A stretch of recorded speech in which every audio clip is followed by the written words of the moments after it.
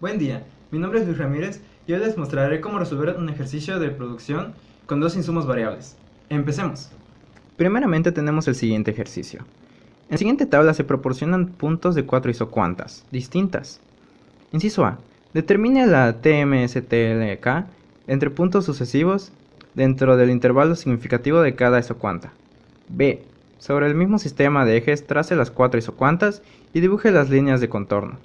Bueno, aquí de primeras nos proporcionan una tabla en la cual nos encontramos con una serie de datos. ¿A qué se refieren estos números romanos?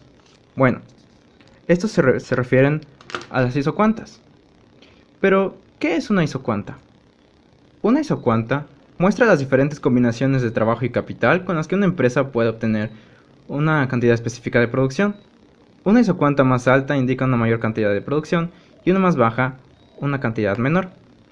Bueno, cada uno de estos números romanos se refiere a isocuanta 1, isocuanta 2, isocuanta 3 e isocuanta 4. ¿Y a qué se refieren estas L's y estas K's? Primeramente tenemos que darnos cuenta.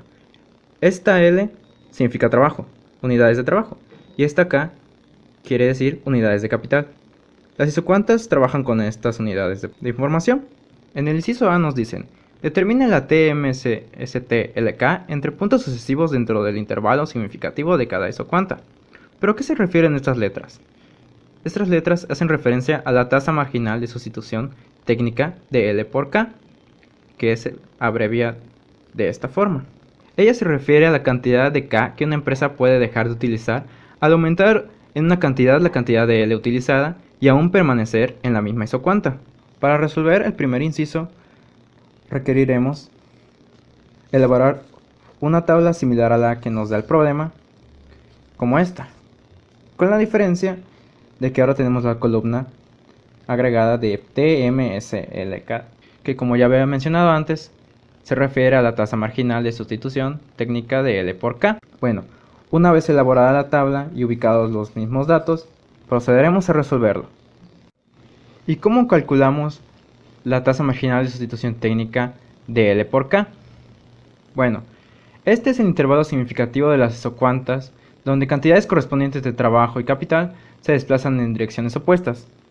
Es decir, en donde L aumenta, K disminuye.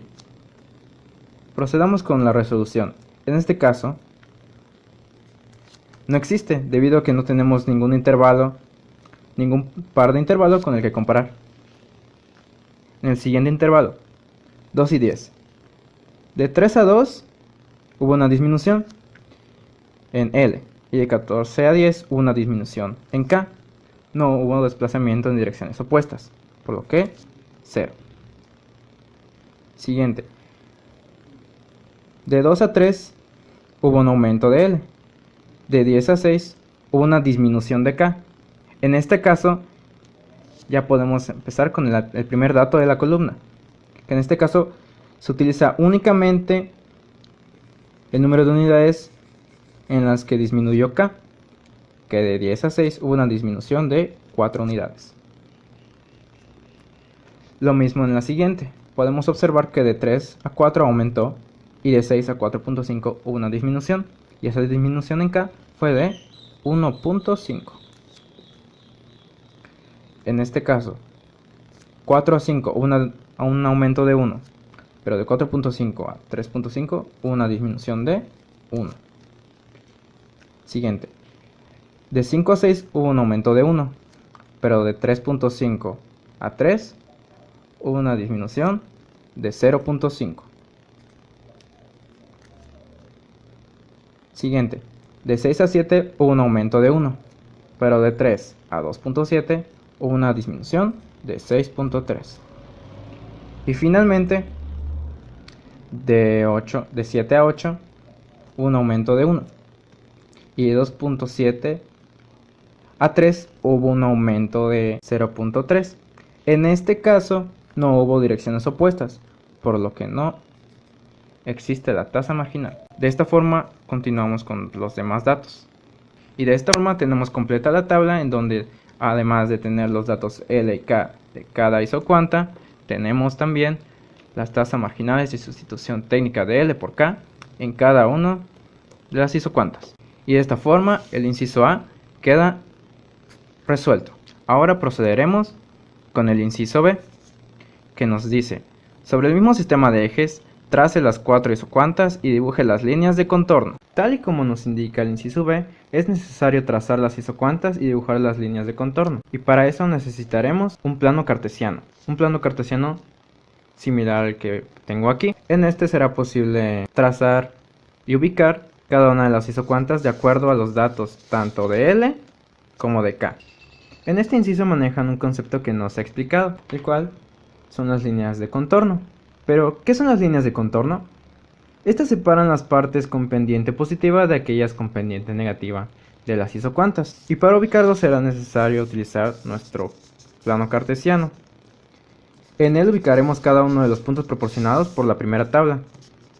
Es decir, haremos uso de los datos L y los datos K de cada una de las isocuantas. En nuestro plano cartesiano tomaremos en cuenta al eje Y como K, que es el capital, y al eje X como L, que es el trabajo. Por lo que procederemos a ubicar cada uno de los puntos en el plano cartesiano. Seguidamente, una vez ubicados cada uno de los puntos, procederemos a unir la recta. En este caso tenemos el primer isocuanta. Ahora, al tener la primera isocuanta, procederemos a ubicar los puntos de la segunda isocuanta. Ahora que tenemos los puntos de la isocuanta 4, procedemos a trazar la recta. Y de esta forma tendríamos la isocuanta 2. Ahora procederemos a trazar los puntos de la isocuanta 3. Y ahora procederemos a trazar la recta de la isocuanta 3. Y ahora con esto ya tenemos la isocuanta 3. Ahora procederemos a ubicar los puntos de la isocuanta 4. Ahora que tenemos los puntos, procederemos a trazar la recta de la isocuanta 4. Y así ya tenemos las 4 isocuantas, que quedarían de esta forma. Ahora bien, solo nos faltaría ubicar las líneas de contorno, y como ya expliqué antes, estas separan las partes con pendiente positiva de aquellas con pendiente negativa de las isocuantas. ¿A qué nos referimos con pendientes positivas? Las que suben. ¿Y cuáles son las negativas? Las que bajan.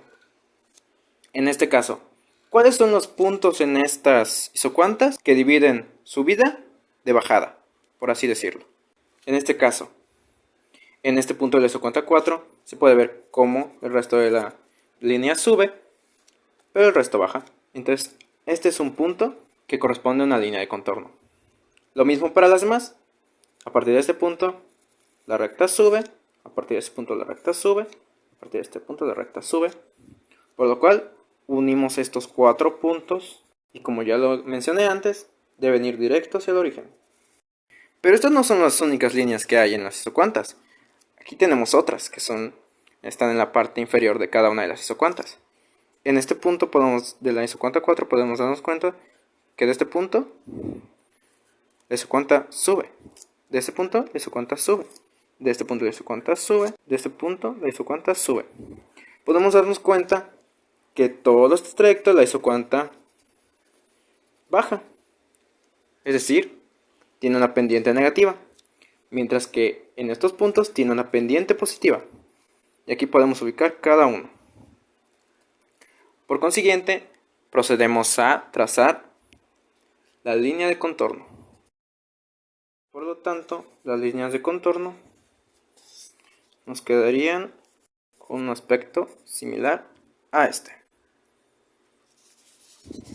Y aquí tendríamos el inciso B resuelto por completo. Aquí tenemos el cálculo de la tasa marginal de la isocuanta 1, 2, 3 y 4, que corresponde al inciso A. Y aquí tenemos la ubicación de las 4 isocuantas junto con las líneas de contorno, que corresponden al inciso B. Esto ha sido todo. Muchas gracias.